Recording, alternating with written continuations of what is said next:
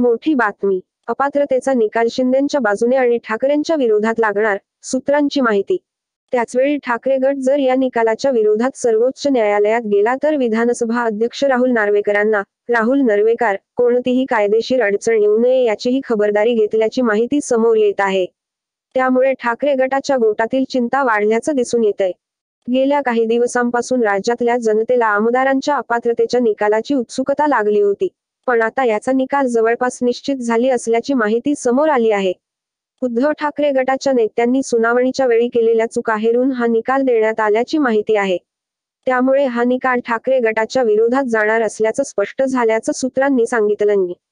गेल्या काही दिवसांपासून राज्यातल्या जनतेला आमदारांच्या अपात्रतेच्या निकालाची उत्सुकता लागली होती. पण आता याचा निकाल जवळपास निश्चित झाली असल्याची माहिती समोर आली आहे. उद्धव ठाकरे गटाच्या नेत्यांनी सुनावणीच्या वेळी केलेल्या चुका हेरून हा निकाल देण्यात आल्याची माहिती आहे. त्यामुळे हा निकाल ठाकरे गटाच्या विरोधात जाणार असल्याचं स्पष्ट झाल्याचं सूत्रांनी सांगितलं. सर्वोच्च न्यायालयात कोणतीही अडचण येणार नाही. हा निकाल दिल्यानंतर विधानसभा अध्यक्ष राहुल नार्वेकरांना सर्वोच्च न्यायालयात कोणतीही अडचण येणार नाही याची खबरदारी घेण्यात आल्याची माहिती आहे. ठाकरे गटाच्या विरोधात हा निकाल गेल्यानंतर ते सर्वोच्च न्यायालयात जातील.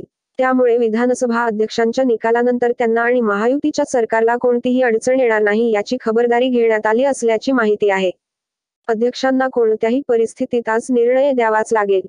असं म्हटलं जात होतं की विधानसभा अध्यक्ष आजचा निकाल राखून ठेवतील किंवा कोणत्याही गटातील आमदारांना अपात्र करणार नाहीत. पण सर्वोच्च न्यायालयाचे निर्देश पाहिल्यानंतर असं लक्षात येतंय की अध्यक्षांना आज निकाल द्यावाच लागेल. कोणत्या तरी एका गटाच्या आमदारांना अपात्र करावंच लागेल.